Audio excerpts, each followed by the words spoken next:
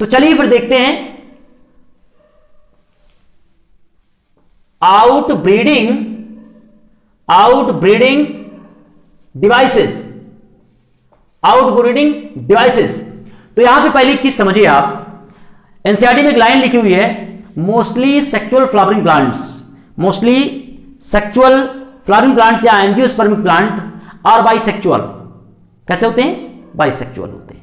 तो सबसे पहला पॉइंट यह है इसमें कि जो, जैसे कि मैंने कहा, जो हमारे आउटब्रीडिंग डिवाइसेस हैं, आउटब्रीडिंग डिवाइसेस का मतलब यह है कि ये नेचर जो है खुद ही ऑटोगेमी को रोकना चाहता है। बात समझ में आ रही है? कैसे रोकेगा? पॉइंट नंबर वन है कि जो है, जैसे मान लीजिए यहां पर ये फ्लावर होगा, जैसे मान लीजिए यहां पे एक फ्लावर है, सॉरी, ये मान लीजिए फ्लावर है, ठीक है, ये फ्लावर है, ये इसका जो है फीमेल पोर्शन है, पिस्टिल है, स्टाइल है और ओवरी है, और यहीं पे निकला है इसका एंथर। ठीक है बेटा, यहीं पे एंथर है, तो इसके बीच में क्या हो जाना चाहिए? इसके बीच में ऑटोगेमी हो जाना चाहिए, लेकिन ऐसा नहीं होता है। क्यों ऐसा नहीं होता है? एक्चुअल में होता क्या है कि नेचर क्या करता है?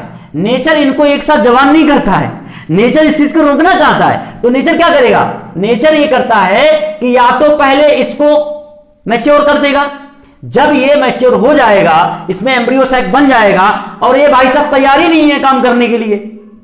जब तैयार नहीं है, यहां से पोलन निकलेंगे ही नहीं, जब यहां से पोलिनेशन मतलब जो है पोलन निकलेंगे ही नहीं, तो क्या होगा? तो फर्टिलाइजेशन नहीं होगा भाई, पोलिनेशन नहीं होगा। तो ये कहां से आएगा? फिर जो है मान लीजिए दूसरा फ्लावर होगा, सॉरी, और मान लीजिए यहां के दूसरे फ्लावर के एंथर से यहां पे आ जाएगा, इसको हम बोलेंगे ज़ैनोगैमी।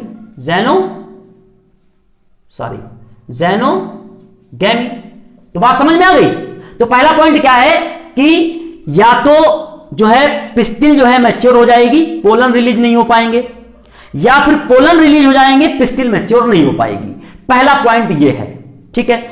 दूसरा पॉइंट ये है आउटब्रीडिंग डिवाइस में, दूसरा पॉइंट ये है कि जैसे इसी में, चलिए समझा देता हूं मैं। मान लीजिए यहां पे जैसे फ्लावर है, चलिए यहां पे देख लेते हैं, जैसे ये फ्लावर है, ठीक है, और फ्लावर तो है, अब इसमें ऑटोगैमी को रोकने के लिए, मान लीजिए ये पिस्टिल है, नेचर क्या करता है? ऑटोगैमी के रोकने के लिए क्या करेगा? इनकी लोकेशन यानी कि इनकी पोजीशन बदल देगा। ये क्या करेगा? इनकी पोजीशन बदल देगा। मान लीजिए पोजीशन बदल गई इनकी, ये तो बहुत छोटे रह गए, ये भाई साहब बड़े लंबे हो गए, ठीक है, पिस्टिल बहुत ऊंची हो गई, तो कैसे होगा? नहीं जा सकता ना। तो क्या होगा कि सेकंड ये आउटब्रीडिंग डिवाइस में पॉइंट ये है कि इसमें जो है पिस्टिल और एंथर की पोजीशन बदली हुई होती है, जिससे कि वो नहीं हो पाता है। थर्ड में तो बड़ा कांड हो जाता है। थर्ड पॉइंट जो है बड़ा खतरनाक पॉइंट है। थर्ड में मतलब कोई चांस ही नहीं है।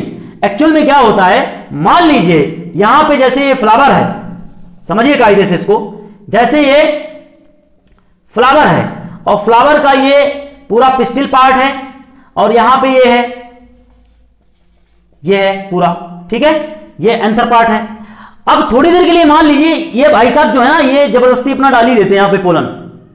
जब पोलन डाल देंगे तो ये क्या करेगा? पिस्टिल कुछ ऐसी प्रोटीन, कुछ ऐसे केमिकल का सिक्रीशन करेगा जो कि पोलन को जर्मिनेट ही नहीं होने देगा, पोलन की ट्यूब का फॉर्मेशन ही नहीं होने देगा, पोलन को अंदर एंट्री ही नहीं करेगा। तो क्या होगा?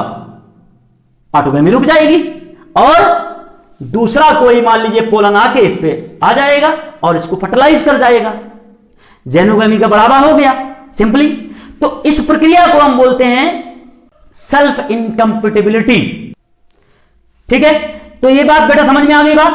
तो इस तरीके से जो है एक 3 मेथड मैंने आपको बताया यहां पे, इस तरीके से ऑटोगैमी को रोका जाता है और ज़ैनोगैमी को बढ़ावा दिया जाता है, या फिर गैनोगैमी को बढ़ावा दिया जाता है। अच्छा, चौथा पॉइंट ये है, चौथा पॉइंट समझिए, कुछ हमारी स्पीसीज ऐसी होती हैं, कुछ स्पीसीज में नेचर क्या करता है कि एक ही प्लांट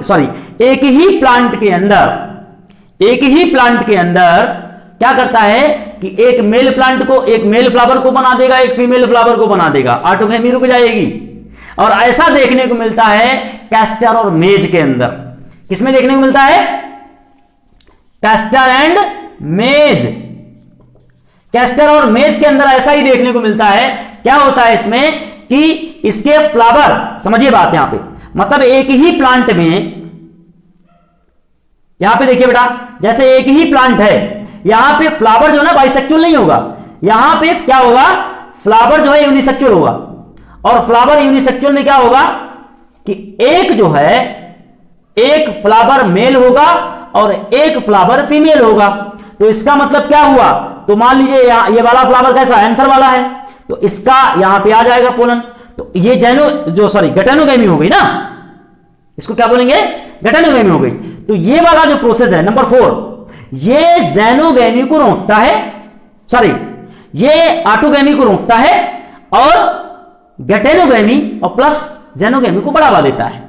ठीक है, इसी तरीके से जो चौथा मेथड है, लास्ट एंड फाइनल मेथड जो है फिफ्थ मेथड में क्या होता है, यहां पे आपने केस में क्या देखा, कैस्टर और मेज के अंदर क्या देखा, एक ही प्लांट के अंदर दोनों टाइप के फ्लावर नजर आ रहे हैं। यहां पे बाइसेक्चुअल फ्लावर नजर नहीं आएंगे।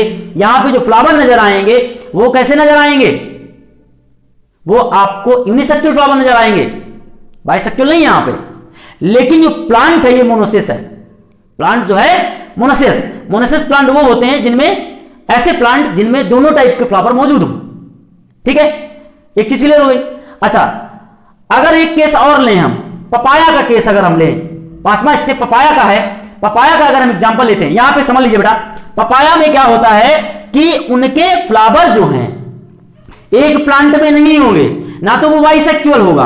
उसमें क्या होगा, मान लो ये दो पपाया के फ्लावर हैं, दो पपाया के प्लांट हैं, एक प्लांट ये है पपाया का और एक प्लांट ये है, और इसमें ये फ्लावर लगा हुआ है। इसमें क्या होगा, इसमें मान लीजिए ये फीमेल प्लांट हो जाएगा। जब फीमेल जिसमें फ्लावर होगा तो इसको फीमेल प्लांट बोलेंगे ना, फीमेल, शॉर्ट में लिख देता हूं, फीमेल प्लांट हो जाएगा।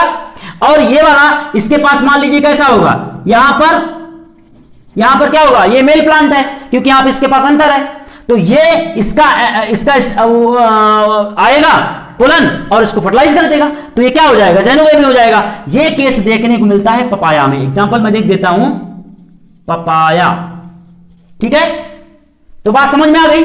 तो ये मैंने 4 मेथड आपको बताए हैं, तो आप इनको समझिए, सभी मेथड जो हैं। अच्छा, ये मेथड जो है स्पेशली ज़ैनोगैमी को बढ़ावा देता है। ठीक है, क्योंकि यहां पे गैटेनोगैमी नहीं हो सकता, क्योंकि गैटेनोगैमी के लिए कंडीशन है कि एक ही प्लांट के अंदर होनी चाहिए, एक ही प्लांट के डिफरेंट फ्लावर के अंदर होनी चाहिए। तो यहां पे तो ऐसा नहीं है ना, ये पपाया के अंदर सिर्फ जो है ज़ैनोगैमी होता है, क्रॉस फर्टिलाइजेशन होता है या क्रॉस पोलिनेशन कह सकते हो उसको। ठीक है ना, तो ये मैंने कुछ कॉन्सेप्ट बताए हैं जो कि आपके ऑटोगैमी प्रोसेस को रोकते हैं और किसको बढ़ावा देते हैं, ये क्रॉस पोलिनेशन को बढ़ावा देते हैं और हर प्लांट स्पीसीज को इनब्रीडिंग डिप्रेशन से बचाते हैं। ठीक है, तो उम्मीद है आप लोगों को ये बेसिक जो कॉन्सेप्ट मैंने बताए हैं समझ में आ गए होंगे। बेटा इनका रट्टा मार लो, इनका कोई चांस जो है मिस मत करिएगा, क्योंकि क्वेश्चन कहीं से भी आ सकता है। नीट के एग्जाम में क्वेश्चन पूछे जाते हैं यहां से, क्योंकि जैसे आप लोग देखे होंगे ज़ैनोगैमी के बारे में इस बार भी क्वेश्चन आया हुआ है। तो ये इस चैप्टर से जो है क्वेश्चन मिलते हैं। तो इन बेसिक कॉन्सेप्ट को जैसे कि मैं समझा रहा हूं आप लोगों को, आप उनको अच्छे से समझिए। तो बेटा ये चीजें आपको समझ में आ गई होंगी, और जो आप लोगों को अगर वीडियो अच्छी लगती है तो फिर वीडियो को शेयर कीजिएगा, लाइक कीजिए, कमेंट्स कीजिए, और जो है ना चैनल को सब्सक्राइब कीजिए और उसका बेल आइकन दबाइए, ताकि आपको ऐसी बहुत सारी इंटरेस्टिंग वीडियो आप तक पहुंचती रहें। ओके, धन्यवाद।